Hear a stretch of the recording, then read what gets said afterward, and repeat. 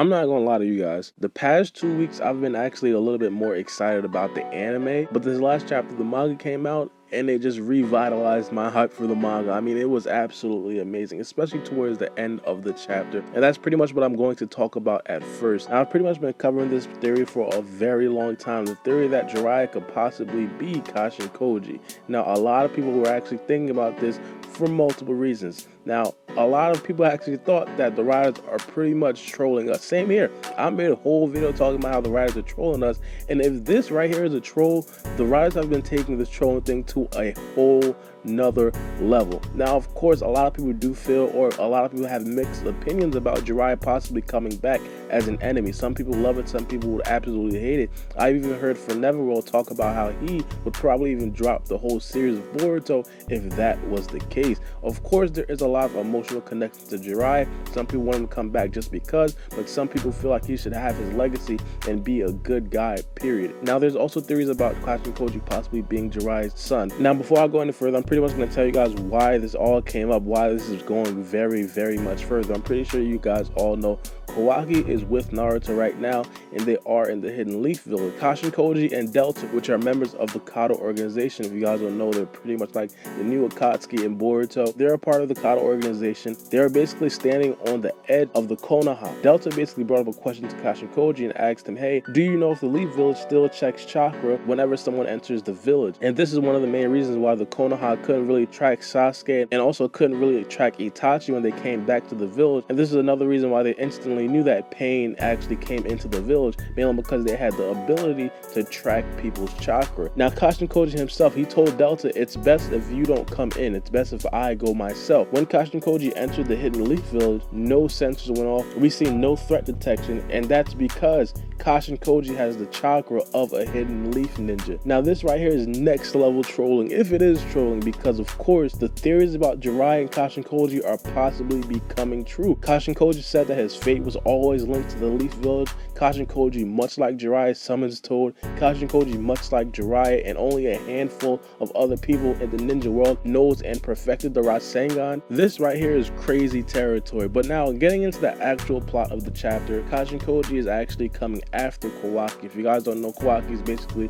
the vessel for Jigen. I'm pretty sure Jigen sent Kashin Koji on this mission to basically capture Kawaki. Now, in this next chapter, we will be looking forward to Kashin Koji possibly confronting a lot of the ninja in the actual Hidden Leaf Village. Boruto is out wandering, so Boruto might see Kashin Koji first. There's also that huge possibility that Kashin Koji will eventually have to fight Naruto in the Hidden Leaf Village for Kawaki. And of course, it's not just Naruto. There's also a lot of other ninja that are pretty much in the Hidden Leaf Village that are extremely strong. Sasuke could come back and basically see Kashin Koji. There's a possibility that Shikamaru, Kakashi, Rock Lee, etc. A lot of people could probably see that this guy's in the Hidden Leaf Village and probably heard about him through Boruto and Naruto, basically warning everybody like, hey, I'm bringing Kawaki into this village. It's going to be very interesting in the next episode, mainly because not only are we going to get more information about Kashin Koji and his possible relations with Jiraiya, we're going to get to see how strong Kashin Koji is.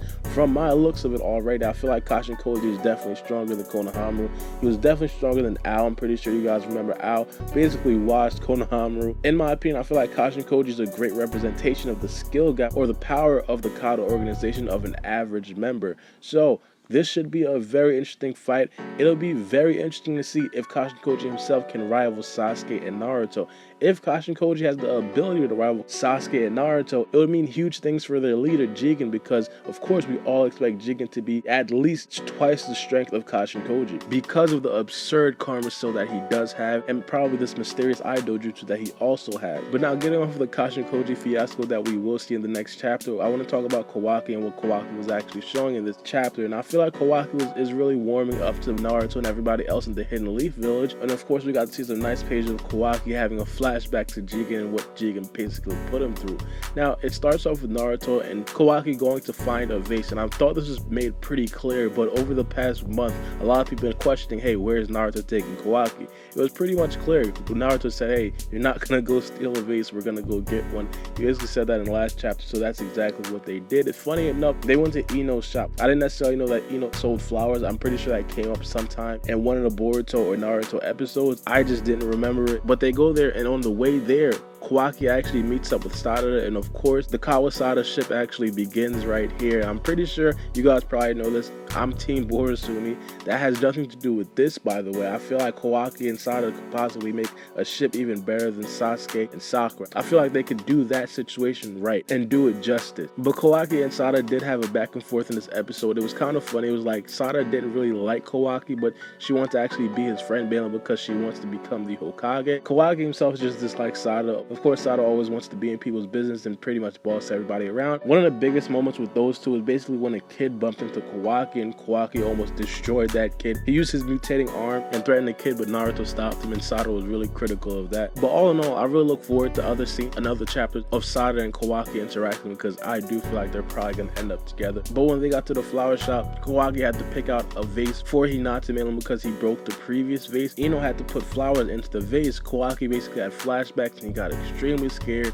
It was like a very emotional moment with Kawaki. Kawaki's karma still even popped up mainly because he was so scared. It was like kind of cool to see the human side of Kawaki. And right after that, people been calling Naruto Paparuto. Paparuto actually stepped up and he basically hugged Kawaki. It was like a cute scene. It was like, aw. And then he told Kawaki, you're safe here. And the huge thing about Kawaki is that Kawaki didn't immediately pull away from Naruto, which basically tells me that Kawaki is warming up a little bit towards Naruto, because I'm pretty sure you guys remember at the start of this whole thing, all Kawaki could think of was ways to get away from Naruto. And at this point, it seems like Kawaki finds some sort of comfort with Naruto and not with Jigen and everybody else. Of course, Naruto's going to be showing Kawaki the good life. Kawaki's going to be quote-unquote the son of the Hokage as of right now, which is definitely a very good life. Kawaki can't really complain, and this is probably going to be the situation for the near future. Now, it's going to be a very good question about what Kawaki actually does when he does see that Kashin Koji is coming back to take Kawaki back to Jigen, because as I said, when Kawaki did have a flashback of Jigen, he got extremely scared. He was so nervous that his karma still popped up. That basically tells us that he's extremely scared of Jigen. He basically said that living with Jigen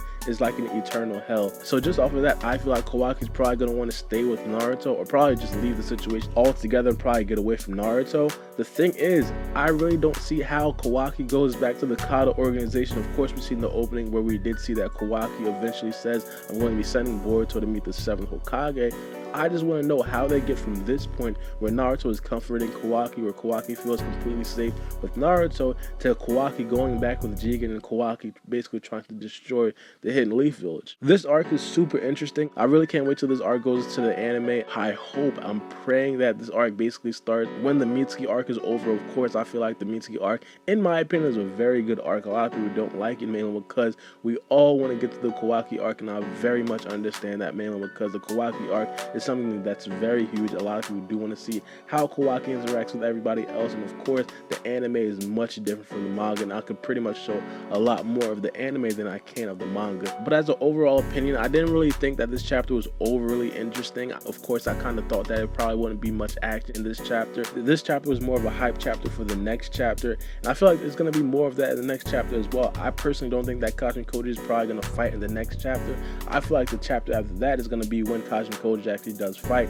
In the next chapter, we can't expect Kashin Koji to see the enemy and basically give us more information about how he is related to the Hidden Leaf Village. But of course, the next chapter of Boruto is pretty much going to be one of the best chapters of Boruto, and of course, you guys have to watch it. It's going to be labeled as a must watch for the next chapter. And before I end the video, there's some things that I do want to talk about. My last video actually got taken down, or it got blocked in all countries. I didn't get a strike. I know some people were kind of worried that I got a strike.